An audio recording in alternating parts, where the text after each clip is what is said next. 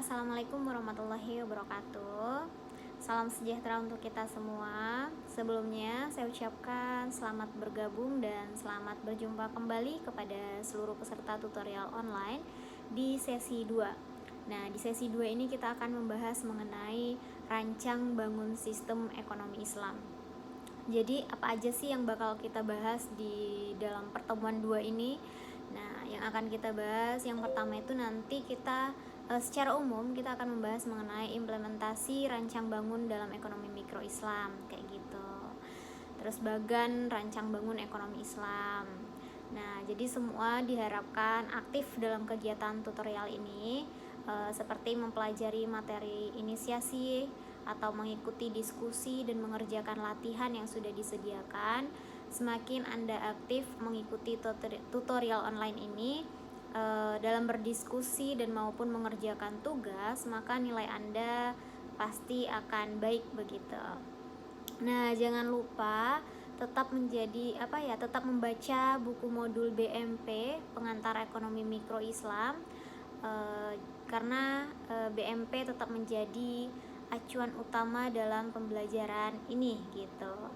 Dan hindari plagiat dan copy paste ya, dan perhatikan batas waktu pengerjaan diskusi karena di setiap pertemuan itu ada batas waktu pengerjaan diskusi yang harus kita kerjakan. Nah, secara umum setelah mengikuti kegiatan tutorial minggu ini, Anda diharapkan mampu menjelaskan rancang bangun sistem ekonomi Islam.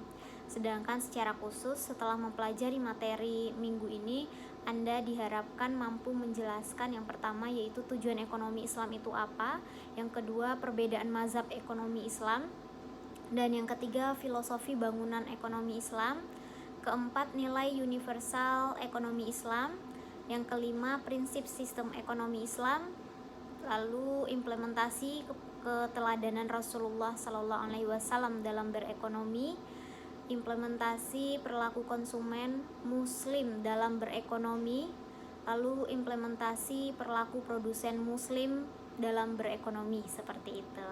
Nah, jadi ketercapaian pemenuhan kebutuhan ekonomi bukan sebagai tujuan akhir dari kehidupan manusia, begitu ya, tetapi merupakan suatu kelengkapan dalam kehidupan, sarana untuk mencapai tujuan hidup yang lebih mulia, begitu.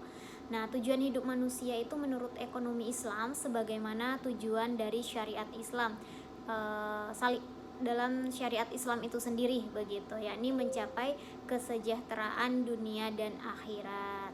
Jadi kita dituntut untuk agar hidup falah begitu ya. Nah, ada 3 pokok bahasan yang disampaikan dalam modul ini. Kegiatan belajar pertama akan dibahas filosofi rancang bangun ekonomi Islam. Lalu sedangkan pada kegiatan belajar 2 akan dibahas mengenai bagan rancang bangun ekonomi Islam. Kegiatan belajar 3 akan dibahas implementasi rancang bangun dan ekonomi mikro Islam begitu.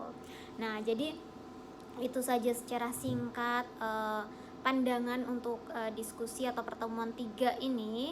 Nah, sekalian diharapkan untuk tetap memperhatikan apa yang jadi aturan di dalam tutorial online ini begitu ya. Nah, selamat belajar dan sukses buat Anda semua. Sekali lagi saya ucapkan tetap baca dan patuhi aturan yang ada. Sekian, assalamualaikum warahmatullahi wabarakatuh. Salam sejahtera untuk kita semua.